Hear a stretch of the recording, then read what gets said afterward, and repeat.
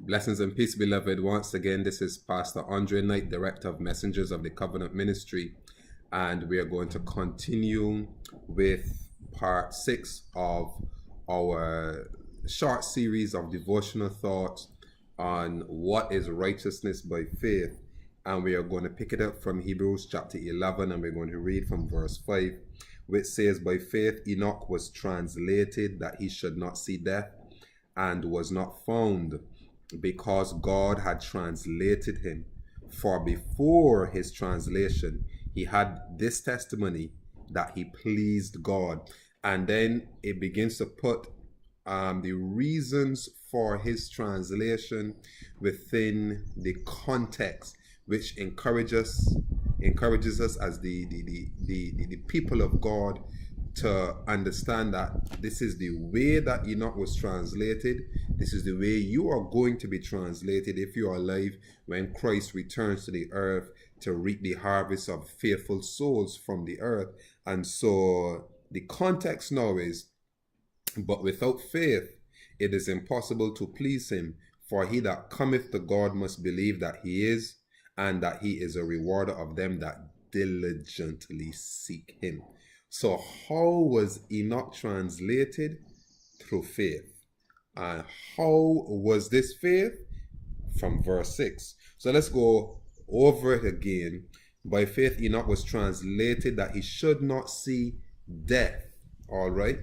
And Enoch believed that he could live close to God.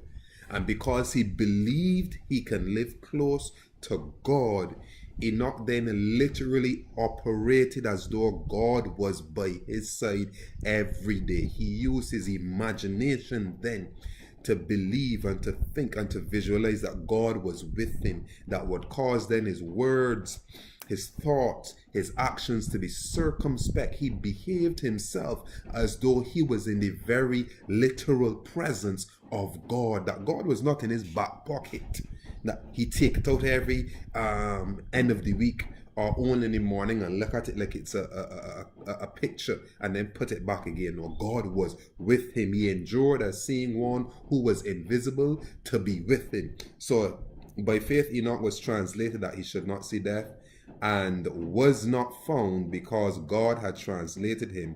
Before his translation, he had this testimony that he pleased God. So Enoch's testimony then, Enoch's life that he lived, was that he pleased God. People saw that Enoch was at peace with God. He had favor with God. He had favor with man. So his testimony, his life example, was that he was not living for man. He was not living for society. He was not living for worldly accolades. He was living to please only God. Now this is profound. Now the context of it, "But without faith it is impossible to please him. For he that cometh to God must believe that he is, and that he is a rewarder of them that diligently seek him." So Enoch lived that life of faith. Living that life of faith is what pleased God. How do you go about living this life of faith? By diligently seeking God. You see, faith does not remove the obstacles. Faith helps you to surmount the obstacles. So the life that Enoch lived that ensured that he was translated to heaven without seeing death was that he pleased God in his faith. His testimony then, his life was that he pleased God. How was he pleasing God? And understanding how Enoch pleased God gives you the understanding of how you can live righteously by faith today. It says, "Without faith it is impossible to please him. For he that cometh to God must believe that he is, and that he is a rewarder of them that diligently seek him." So Enoch diligently sought God. Enoch looked for God. Enoch searched for God, not looking for him as someone he didn't know. Enoch sought to get closer and deeper into the heart of God, the mind of God, the affairs of God. Enoch left no stone unturned. Enoch pursued God. And this pleased God. Because what did it tell God about Enoch? He is die hard for me. He is full 100. He is into this. He has bought it, lock, stock, barrel. He is all in. He is fully surrendered. He has sacrificed himself, his life, his pride. He has sacrificed his time to search for me, to be with me. He has sacrificed every other worldly consideration for his relationship with me. He has sought me. This makes me happy.